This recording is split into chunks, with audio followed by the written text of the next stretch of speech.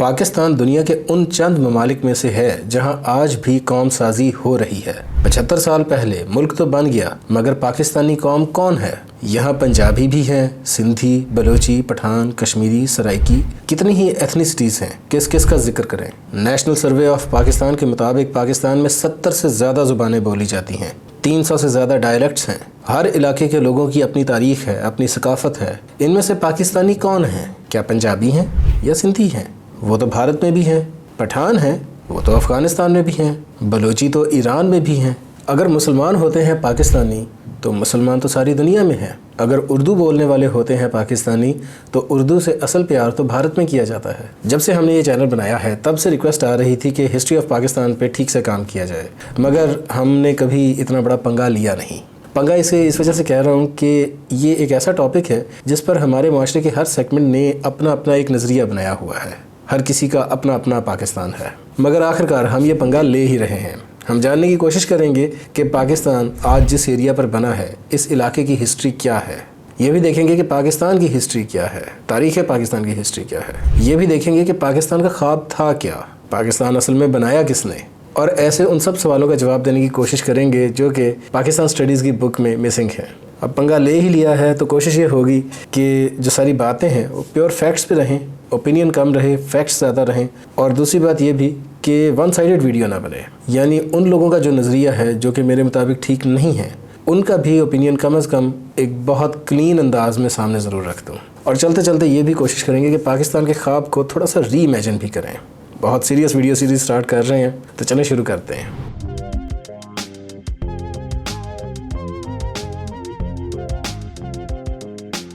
हमारे खित्ते की तारीख़ कदीम है। बलूचिस्तान में मेहरगढ़ की तहज़ीब आज से 9000 साल पहले की है। मेहरगढ़ से निकले पहिए का डिज़ाइन इतना साइंटिफिकली परफेक्ट था कि आज भी नासा अपने री इन्वेंटेड स्पेस व्हील में वही डिज़ाइन इस्तेमाल करता है। 5000 साल पहले सिंध और पंजाब में बसने वाली इंडस वैली सिविलाइजेशन ने इतनी ज़बरदस्त टाउन प्लानिंग स्टार्ट की थी कि आज भी दुनिया के तरक्की याफ्ता शहर उसी मॉडल पर बनते हैं। ब्रॉडली पाकिस्तान के तकरीबन हर खित्ते की तारीख़ बहुत कदीम है और बहुत रोशन है। बल्कि ये तो हम अभी तहज़ीबों की बात कर रहे थे, पाकिस्तान में तो इंसानों की तारीख़, यानी ये खित्ता जो आज पाकिस्तान में है, इसमें इंसानों की तारीख़ तो इससे भी बहुत पुरानी है, तकरीबन 2 लाख से 5 लाख साल पुरानी है। मरी के पहाड़ों से निकलने वाले दरियाए स्वान के आसपास के एरियाज़ में, यानी पोटोहार और सॉल्ट रेंज के एरियाज़ में इंसानों की तारीख़ बहुत पुरानी है। आर्कियोलॉजिस्ट्स को इस इलाके में पत्थर के ज़माने के इंसानों के सबूत मिले हैं, यानी ये इलाका इंसानों की सबसे शुरू की बस्तियों में से एक था। हमारे रीजन की तारीख़ जितनी एंशिएंट है उतनी ही फैसिनेटिंग भी है। खैर, फास्ट फॉरवर्ड करते हैं। पाकिस्तान की तारीख़ का जो पहला वाक़या हमारी टेक्स्ट बुक्स में एटलीस्ट दर्ज है, वो माना जाता है मोहम्मद बिन कासिम का जो आना है सिंध में। यानी जब अरब फ़ौजें, मुसलमानों की अरब फ़ौजें सिंध पहुंची थी, उस वक्त से पाकिस्तान की तारीख़ को यूजुअली बहुत ग्लोरीफाई करके स्टार्ट किया जाता है। मैं कोशिश करता हूँ कि जल्दी जल्दी उस वाक़े तक पहुँचूँ, लेकिन उससे पहले कॉन्टेक्स्ट के लिए थोड़ी दूसरी बातें बताना भी ज़रूरी है। 326 BCE में, यानी आज से तकरीबन 2300 साल पहले, हमारे इलाके पर सिकंदर आज़म ने हमला किया था। बहुत कत्लो गारत की और मुल्तान के करीब ही एक जंग में उसे ऐसा जहरीला तीर लगा जिसकी वजह से बाद में उसकी मौत हो गई। रिवायत मशहूर है कि उस वक्त यहाँ के राजा का नाम था पोरस। जब सिकंदर जंग जीत गया तो पोरस को सिकंदर के हुजूर पेश किया गया। सिकंदर ने कहा कि हाँ भाई, बताओ तुम्हारे साथ क्या सलूक किया जाए। तो पोरस ने जवाब दिया वही जो एक राजा दूसरे राजा के साथ करता है। कहते हैं कि सिकंदर ने उस वक्त सारा इलाका पोरस को वापस कर दिया था। ये बस रिवायत है, हिस्टोरिकली ये बात साबित नहीं है। फिर आज से तकरीबन 1200 साल पहले दीर के इलाके में वो शख्स पैदा हुआ जिसने तिब्बतियन बुद्धिज़्म की बुनियाद रखी थी। उन्हें सेकंड बुद्धा भी कहा जाता है, वैसे उनका नाम पद्म संभव था। 800 साल पहले चंगेज़ खान के हमले ने इस इलाके की ईंट से ईंट बजा दी थी। कहते हैं कि लाहौर शहर में कोई एक इमारत खड़ी नहीं बची थी, बुनियादें तक उखाड़ दी थीं। इसीलिए लाहौर में उस हमले से पहले की आज कोई इमारत बाकी नहीं है। हालांकि 800 साल पहले भी लाहौर इस इलाके का एक बहुत बड़ा शहर था। 600 साल पहले तैमूर का हमला और तकरीबन 300 साल पहले नादिर शाह का हमला भी हमारी तारीख़ में बहुत अहमियत रखते हैं, ये दोनों हमले। लेकिन जो सबसे अहम हमला है ख़ास तौर पे पाकिस्तानी तारीख़ के एतबार से, वो है मोहम्मद बिन कासिम का हमला।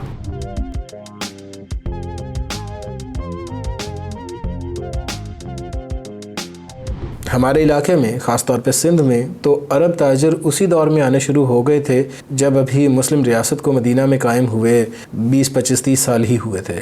اسی دور میں عبداللہ شاہ غازی بھی کراچی آئے، یعنی جو آج کا کراچی ہے اس علاقے میں آئے، جن کا مزار کراچی کے کلفٹن ساحل پر ہے، اور کہتے ہیں یعنی کراچی والے کہتے ہیں کہ انہی کی برکت ہے جس کی وجہ سے کراچی میں سمندری طوفان نہیں آتے۔ یہ الگ بات ہے کہ سائنٹسٹ کہتے ہیں کہ کراچی کے ساحلوں پر جو مینگروو کا فارسٹ ہے وہ سمندری طوفانوں کو روک لیتا ہے۔ خیر، عقیدے کی بات الگ ہے، سائنس کی بات الگ ہے، دونوں کو مکس شاید نہیں کرنا چاہیے۔ بہرحال بات ہو رہی تھی محمد بن قاسم کے حملے کی۔ ہماری روایات میں واقعہ کچھ ایسے آیا ہے کہ سن 712 عیسوی میں، یعنی آج سے تقریباً 1300 سال پہلے، کچھ مسلمان تاجر سرندیپ آئے تھے۔ کسی وجہ سے ان کی وہاں پر ڈیتھ ہو گئی۔ جو سرندیپ کا راجہ تھا اس وقت اس نے ان تاجروں کی جو بیوائیں تھیں ان کی مدد وغیرہ کی، ان کو کشتی دی، ان کو ساز و سامان دیا تاکہ وہ اپنے ہوم یعنی اپنے گھر جو کہ بصرہ میں تھا وہاں پر جا سکیں واپس۔ جب کشتیاں سمندر میں آج کے کراچی اور اس وقت کے دیبل شہر کے قریب سے گزر رہی تھیں تو وہاں کے کچھ ڈاکوؤں نے حملہ کیا اور سب کو لوٹ لیا۔ کشتیاں بھی لوٹ لی گئیں تو سب بے یار و مددگار وہیں پر رہ گئے۔ تب کسی طرح ان لٹے پٹے لوگوں کا پیغام اس وقت بغداد کے مسلمان گورنر حجاج بن یوسف کے پاس پہنچا۔ کہیں لکھا گیا ہے کہ کوئی خط تھا جو حجاج بن یوسف کے پاس پہنچ گیا، جو کسی بیوہ نے لکھا تھا اور اس میں اپنی پوری رودات سنائی تھی۔ کسی جگہ پر لکھا ہے کہ وہ جو قافلہ تھا اسی میں سے کوئی شخص پہنچ گیا حجاج بن یوسف کے پاس اور اس نے پھر ساری بات سنائی کہ ہم پر کیا بپتا پڑی۔ اس پر جو حجاج کا عرب خون تھا وہ غیرت کھا گیا اور اس نے فوراً جو یہاں کا راجہ تھا، جو دیبل کا راجہ تھا، اس کو خط لکھا کہ بھائی تم فوراً ان کا ساز و سامان واپس کرو اور تم ان سے معافی مانگو، اور یہ جو لوگ تمہارے علاقے میں بے یار و مددگار ہیں ان کو واپس ان کے گھر تک پہنچاؤ۔ کہتے ہیں کہ یہاں کا جو اس وقت راجہ تھا، راجہ طاہر نام آیا ہے، راجہ طاہر نے اس وقت جواب دیا کہ بھائی ڈاکوؤں پہ میرا راج نہیں چلتا اور مجھے نہیں پتا یہ تمہارے لوگ اب کہاں پر ہیں، تو بیسیکلی چلو دوڑو۔ حجاج بن یوسف نے کہا ایسی کی تیسی، اور پھر اس نے پہلے ایک مہم بھیجی، وہ ناکام ہو گئی، پھر ایک دوسرا حملہ کیا، وہ بھی ناکام ہو گیا۔ جب 2 بار حملے ناکام ہوئے تو پھر اس نے کہا کہ بھائی اب معاملہ زیادہ سیریس ہو گیا ہے۔ پھر اس نے ایک بڑا لشکر تیار کیا۔ کہتے ہیں کہ پہلے جو 2 لشکر تھے وہ 6-6 ہزار فوجیوں کے ساتھ آئے تھے۔ جو تیسرا لشکر تھا وہ پھر 15,000 فوجیوں کا تیار کیا گیا۔ اس کو ذرا منجنیقیں یعنی کیٹرپولٹس وغیرہ دی گئیں، بڑا حملہ کرنا تھا اس بار۔ اور اس کا کمانڈر جو بنایا محمد بن قاسم۔ محمد بن قاسم حجاج بن یوسف کا بھتیجا بھی تھا اور داماد بھی تھا۔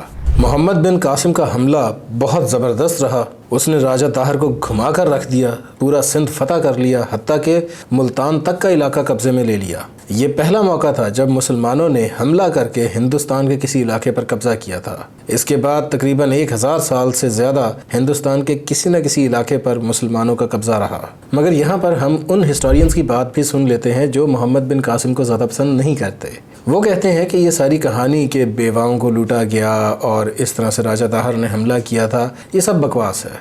اور دوسری بات یہ ہے کہ اگر واقعی لوٹا بھی گیا تھا، اگر وہاں پر کوئی ڈاکو تھے بھی، تو اس بات کی سزا دینے کے لیے آپ کسی پورے علاقے پر کیسے حملہ کر سکتے ہیں؟ اور پھر اگر آپ نے حملہ بھی کرنا تھا، آپ کی غیرت للکار رہی تھی آپ نے دیبل پہ حملہ کر بھی دیا، قبضہ بھی کر لیا، تو آپ کو اس کے بعد پھر چلتے چلے جانے کی کیا ضرورت تھی؟ آپ تو ملتان تک پہنچ گئے، اتنی دور جانے کی کیا ضرورت تھی؟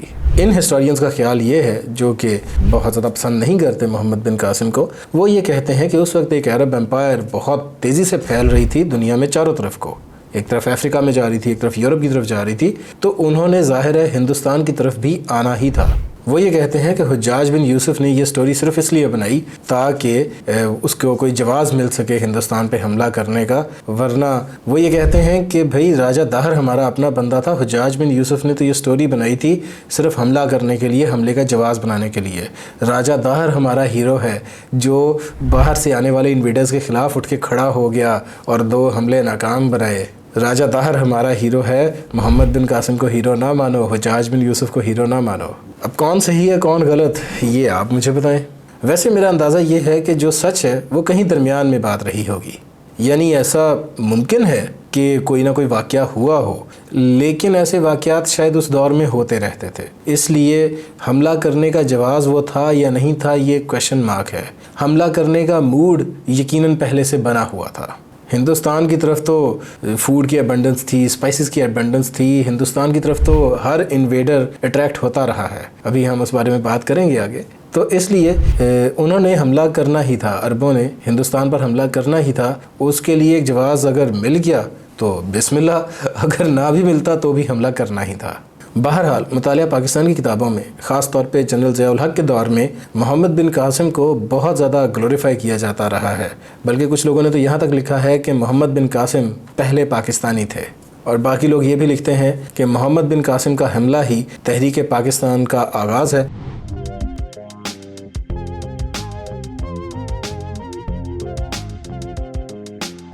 محمد بن قاسم کے حملے سے پہلے ہندوستان کے علاقے میں بہت سی امپائرز رہی ہیں۔ تقریباً 2000 سال پہلے موریہ امپائر اس علاقے کی سب سے بڑی امپائر بنی، جو دریائے سندھ سے لے کر بنگال تک کی ایک ہی امپائر تھی۔ شہنشاہ اشوک اس امپائر کے بہت مشہور راجہ رہے ہیں۔ یہ امپائر ایسٹ انڈیا سے نکلی تھی اور پٹنہ اس کا کیپٹل تھا، یعنی آج کے پاکستان سے تقریباً 1500 کلومیٹر دور۔ موریہ امپائر کے تقریباً 500 سال کے بعد کوشن امپائر کا اس علاقے پر راج رہا۔ یہ امپائر مینلی سینٹرل ایشیا میں تھی، اور موریہ امپائر کی طرح ہی اس امپائر کا آخری کنارہ تھا آج کا پاکستان۔ یہ امپائر بیسیکلی سینٹرل ایشیا میں قائم تھی، اور یہاں کے لوگ بیسیکلی درہ خیبر سے پشاور کے ذریعے ہوتے ہوئے پنجاب اور سندھ کے علاقوں تک آتے تھے۔ موریہ امپائر کے تقریباً 250 سال بعد گپتا امپائر کا دور ہے۔ یہ امپائر بھارت کی تاریخ میں تو بہت اہم ہے، کیونکہ اس دور میں آرٹس اینڈ کرافٹس کی کافی ترقی ہوئی تھی اور ٹیکنالوجی پر بہت کام کیا گیا تھا۔ لیکن پاکستان کے علاقوں کی بات کی جائے تو اس امپائر کا زیادہ ہولڈ نہیں رہا۔ ناردرن پنجاب اور کے پی کا تھوڑا سا حصہ اس امپائر کا پارٹ رہا، باقی پاکستان پر گپتا امپائر کا کنٹرول نہیں رہا۔ شاید آپ نے اندازہ لگا لیا ہوگا کہ میں بات کو کس طرف لے کر جا رہا ہوں۔ پاکستان کے علاقے کی تاریخ میں تقریباً 2500 سال پہلے سے لے کے 1500 سال پہلے تک آئیں تو کوئی بھی امپائر نہیں ملتی جو کہ ہمارے علاقے کی امپائر ہو، یعنی اس کا کیپٹل، یعنی اس کے جو سینٹر آف پاور ہے وہ ہمارے علاقے میں ہو۔ موسٹلی ہر امپائر ایسی رہی ہے جس کا کیپٹل کہیں 1000 کلومیٹر، کہیں 2000 کلومیٹر دور ہوتا تھا، اور یہ علاقہ اس امپائر کا تقریباً آخری کنارہ ہوتا تھا۔ دوسری طرف ہمیں یہ بات بھی سمجھ میں آ رہی ہے کہ ہمارا علاقہ کبھی بھی انویڈرز کا علاقہ نہیں رہا، یعنی ہم کبھی بھی انویڈر نہیں بنے۔ خاص طور پر دریائے سندھ کے مشرقی علاقے یعنی پنجاب اور سندھ کا ایریاز جو ہیں، انہوں نے کبھی دوسری قوموں پر حملہ کرنے کی کوشش نہیں کی، اور بھئی ضرورت بھی کیا تھی؟ ہمارے پاس فوڈ بہت تھا، ایبنڈنس میں تھا، اسپائسز تھے، ہمارے کلچر میں تو دودھ اور روٹی مفت ہوتی تھی۔ ہم آج سے کچھ 100 سال پہلے جائیں تو حملے کرنے کی ضرورت ہی کیا ہے؟ لائف چل تھی، بیٹھو انجوائے کرو۔ نتیجہ یہ ہوا کہ ہم بہت ہی سہل پسند ہو گئے اور ہم پر حملے ہوتے رہے۔ اس علاقے سے نکلنے والی ایک واحد امپائر جو واحد ایکسیپشن ہے وہ ہے سکھ امپائر، جس نے مہاراجہ رنجیت سنگھ کے دور میں اتنا ایکسپینڈ کیا کہ کے پی کے ایریاز اور پشاور کو بھی قبضے میں لے لیا، اور دوسری طرف کشمیر میں بھی یہ امپائر قائم تھی۔ اس کا کیپٹل لاہور تھا آف کورس۔ اس امپائر پر بات کریں گے ہم، لیکن یہ بات کی بات ہے، ابھی تو ہم ذرا زیادہ پرانی باتیں کر رہے ہیں۔ اب ہم بات کرتے ہیں محمد بن قاسم کے حملے کے بعد جو دوسرے سب سے اہم حملوں کی ایک سیریز ہے اس کی۔ کل ملا کر یہ تھے 17 حملے۔ یامین الدولہ ابو القاسم محمود ابن سبکتگین غزنوی، یہ ایک ہی بندے کا نام ہے، اس نے یہ حملے کیے تھے۔ ہم تاریخ میں اس کا نام محمود غزنوی پڑھتے ہیں۔ آج سے 1000 سال پہلے یہ بندہ بڑی چیز تھا، زبردست واریر تھا، بادشاہ تھا۔ افغانستان کا شہر ہے غزنی، وہاں سے بیٹھ کر یہ ایک بہت بڑی امپائر چلاتا تھا۔ سینٹرل ایشیا، تبت، بھارت، پاکستان، ایران اور آف کورس افغانستان کے ایریاز پر اس کی سلطنت پھیلی ہوئی تھی۔ اس فن خان نے ہندوستان پر 17 حملے کیے۔ یہ بیسیکلی گجرات کے ایک عظیم مندر پر حملے کر رہا تھا۔ یہ مندر ہے سومناتھ کا مندر۔ آج بھی یہ ایک بہت بڑا مندر ہے، لیکن اس دور میں تو گیم ہی کچھ اور تھی۔ گیم کچھ ایسے تھی کہ اس دور میں پورے ہندوستان سے لوگ آتے تھے اور اس مندر میں سونے اور ہیرے اور جواہرات وغیرہ کے چڑھاوے چڑھاتے تھے۔ بیسیکلی یہ بہت بڑی دولت کی کنسنٹریشن تھا، یعنی یہاں پر اگر آپ حملہ کر کے جیت جاتے ہیں تو بہت زیادہ مال آپ کے حصے میں آ سکتا تھا۔ اور پھر ظاہر ہے اس مندر کی ایک سمبولک ویلیو بھی بہت تھی۔ سمبولک ویلیو اس وجہ سے کہ ظاہر ہے جب جس علاقے میں اس طرح کا کوئی بت خانہ ہو وہاں پر یہ رواج بن جاتا ہے کہ بھائی یہ ہمیں پروٹیکٹ کرے گا، اور ظاہر ہے محمود غزنوی مسلمان تھا، اس نے تو ان باتوں کو ماننا نہیں تھا۔ نتیجہ یہ ہوا کہ وہ حملے کرتا گیا اور اس نے کہا کہ بھائی میرا مشن ہے کہ میں نے اس مندر کو فتح کرنا ہے۔ اسی طرح ایک شہر تھا متھرا، آج بھی متھرا ایک بہت بڑا شہر ہے اور اس کی بہت ہسٹری ہے۔ اس شہر پر بھی محمود غزنوی لگاتار حملے کرتا تھا۔ یہ اتر پردیش کا شہر ہے، یعنی یہ تھوڑا نارتھ میں آتا ہے۔ جو سومناتھ کا مندر ہے وہ بھارتی گجرات میں ہے۔ جب محمود غزنوی صاحب حملہ کرتے تھے تو ان دونوں شہروں کو، سومناتھ کو اور متھرا کو قبضے میں لینا ان کا مشن ہوتا تھا۔ انہوں نے اندھا دھند حملے کرنا شروع کیے ہوئے تھے، تقریباً ہر سال یہ حملہ کرتے تھے۔ کل ملا کر انہوں نے 17 حملے کیے، 16 حملے ان کے ناکام رہے، یعنی باقی حملہ کیا، باقی جو کچھ کرنا تھا وہ تو کر گئے، لیکن سومناتھ کا مندر فتح نہیں ہو پاتا تھا۔ 57ویں بار ہے کہ سومناتھ کا مندر محمود غزنوی نے فتح کیا۔ ہماری کہانیوں میں، ہماری روایات میں محمود غزنوی کو ایک بہت بڑا ہیرو بنا کے پیش کیا جاتا ہے، جو بندہ کبھی ہار نہیں مانتا، اور ایک ایسا مسلمان جس نے ہندو رول کو چیلنج کیا۔ نہ صرف چیلنج کیا بلکہ لگاتار ناکامیاں ملنے کے باوجود بھی ہمت نہیں ہارا اور محنت کرتا رہا اور آخر کار فتح یاب ہوا۔ اب یہ دونوں باتیں ہیں تو سچ کہ وہ ناکامیوں کے بعد بھی ہمت نہیں ہارا، فتح یاب ہوا اور وہ مسلمان تھا، لیکن بہت بڑا ہیرو کہنا، جیسے ہم سکندر اعظم لکھتے ہیں اور اس کو ہم محمود غزنوی کو بھی اس طرح سے پیش کرتے ہیں جیسے کوئی ہیرو ہو، یہ کوئی ہیرو نہیں ہوتے، یہ لٹیرے ہوتے ہیں۔ اس طرح کے بادشاہوں کا ایک ہی مذہب ہوتا ہے اور وہ مذہب ہوتا ہے بادشاہت۔ ہم ایسے لوگوں کو ایویں ہیرو بنا دیتے ہیں، یہ ہیروز نہیں ہوتے۔ گیم آف تھرونز میں کوئی بھی ہیرو نہیں ہوتا۔ اس طرح کی گیمز میں، طاقت کی ان لڑائیوں میں سبھی ولن ہوتے ہیں۔ عبدالستار ایدھی اور معین الدین چشتی جیسے لوگ بادشاہ نہیں بنا کرتے۔ بہرحال پوائنٹ یہ تھا کہ محمود غزنوی جب بھی سومناتھ اور متھرا وغیرہ پر حملہ کرنے کے لیے نکلتا تھا تو جو علاقے آج پاکستان میں ہیں ان کی بھی شامت آ جاتی تھی، کیونکہ لشکر اس پورے علاقے سے ہو کر جاتے تھے، اور ظاہر ہے وہ کوئی پرامن مارچ کرتے ہوئے تو نہیں جاتے تھے۔